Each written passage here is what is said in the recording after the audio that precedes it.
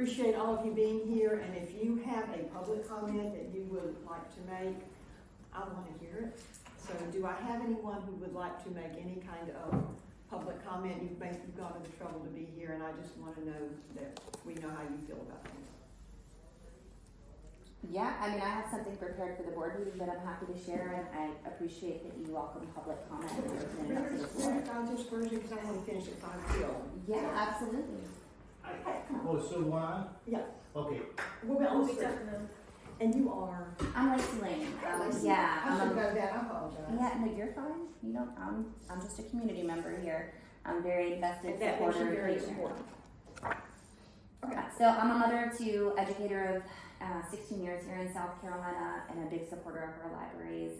Some of the main concerns that I've been sharing, I think, for the past 2 years plus with the board, the strategic planning, I was very disappointed that the community needs assessment was cut from the budget. I was hoping to have some more support too from Julie in that regard. I know everything is to the penny.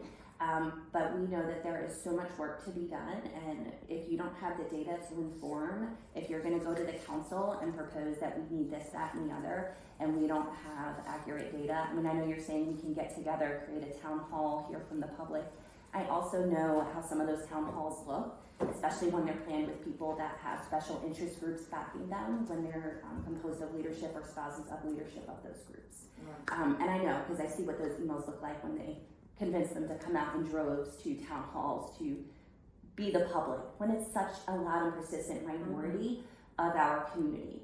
So we're thinking about going to the grocery store. We thought we'd get a broader spectrum. Yeah, that's just not how community assessments are done nationally. I know there's gold standards to it. So when we talk about a consultant, it's not someone coming into our county and saying, hey, this is how things work in New York and California, we're going to do it here. No, they are trained in what they do, and they know how to assess the needs of communities, and they know how to do it properly to get the data that our council needs to confidently give our taxpayer money to support our libraries. Totally. And so if we were to have the funds for that, if it's not in the current budget that's been drafted, then you tack on whatever budget proposals we can get from the agencies that do this well and have done it across the country for years.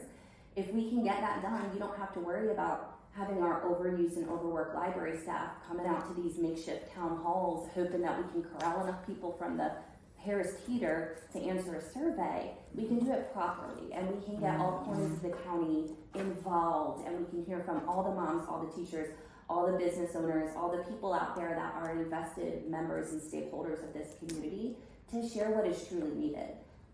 And I don't see how we do that. I don't know why we have to makeshift and piece it together on our own when this has been done time and again with libraries across our country and have done it well. And we can look in South Carolina and we see that counties with similar populations that have done it, and their counties have amazing libraries, and they are funded and supported by their councils. But they also have boards that are composed of community members that have libraries in their heart. So I know we have unique challenges here, but I hope that we can see through and work to actually meet the needs of the community and not our special interest groups. And again, I think you understand the budgetary council needs. So we've had that conversation. So there's just a lot of stuff. I really appreciate